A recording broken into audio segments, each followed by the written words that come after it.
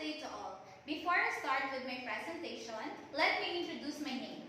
I am Eunice. I'm currently teaching at Quezon National High School, Senior High School. I'm handling grade 11 students. I have been in the service for almost 2 years now. Also, I am taking a Master of Education at Holy Trinity University. Today, I will be discussing the thesis proposal that I did in regards to the class size, number of students. To express my views in a clearer manner, I created this visual presentation that will help you understand what my study is all about.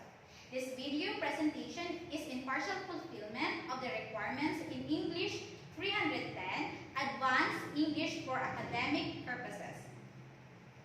If you are wondering why I am doing this recorded video of my oral presentation, is because one of the language skill requirements of this course that I have mentioned is the development of oral communication skills through oral research presentation.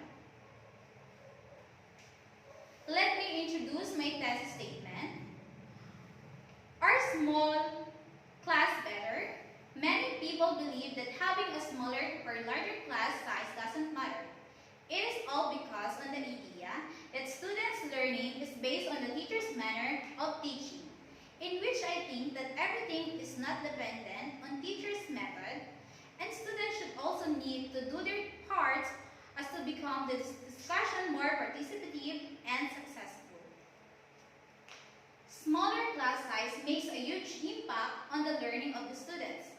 Students belong in the smaller class size can perform better when compared in the larger classes because it encourages students' participation, less distraction, and can lead to more one-on-one attention from the teacher. Now, it is fair to wonder why I have chosen this particular topic to deal with. It is because I want to make clear to the students that they should gradually clear in their minds, especially to the students who believe in the idea that students belong to take academic courses like STEM, ABM, Eunice, and GUS should be proficient and competent, especially in academic subjects. Some students overthink that they don't belong to the academic strand because they think that they are not capable, and also they think that they can't keep up with the smart students, in which actually they can. Being smart or weak is not the basis for choosing the course to take. In addition, most of the students of senior high school enroll in their chosen course not because they want it as their ambition, but because of their friends. That's why when they enter college, they tend to enroll 3 subjects in summer class to become regular students. If I will be given a chance, I want to further study my chosen topic. At this point in time, I wish that my intention is that I could get the approval of my topic.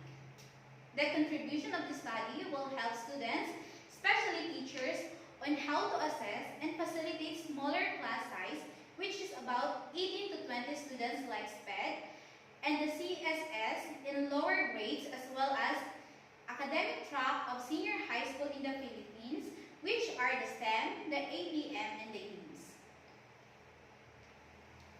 Now that we are already familiar with the thesis statement, we can move on to supporting it.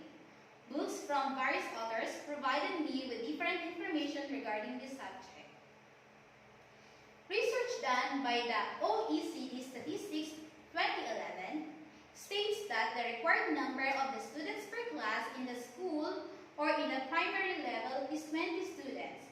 And for secondary schools in OECD countries, the average number is around 24 students per class.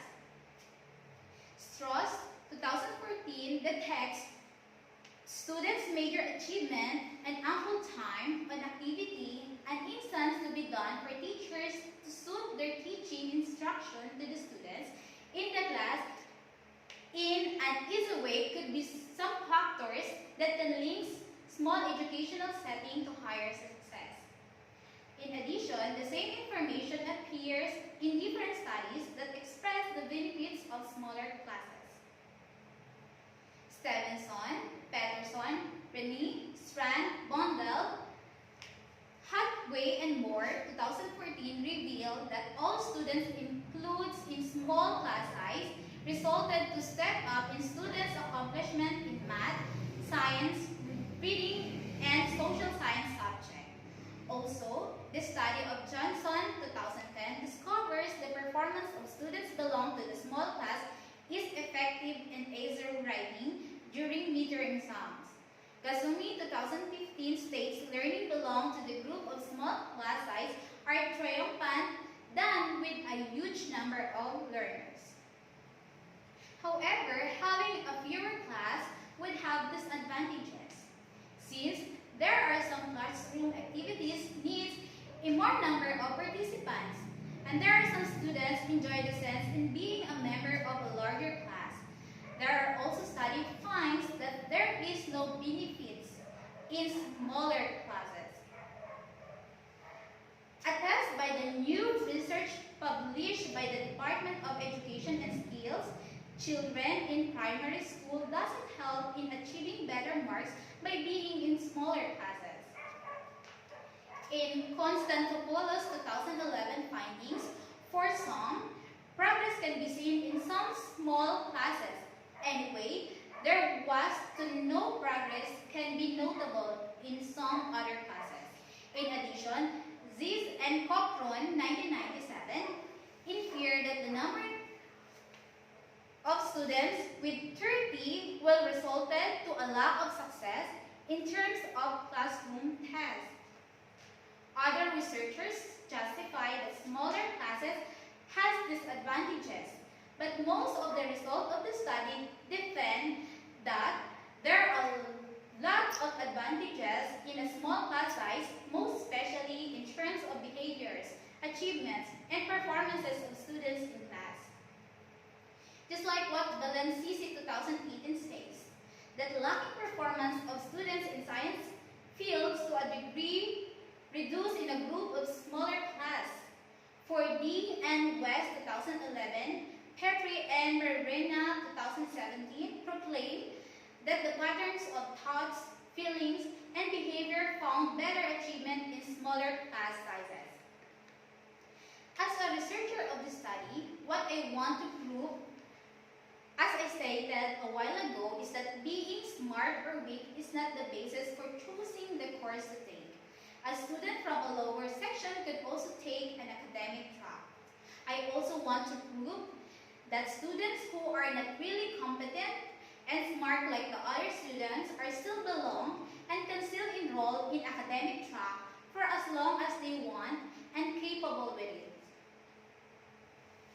Many others agree that class sizes do not matter, but for some, it really is.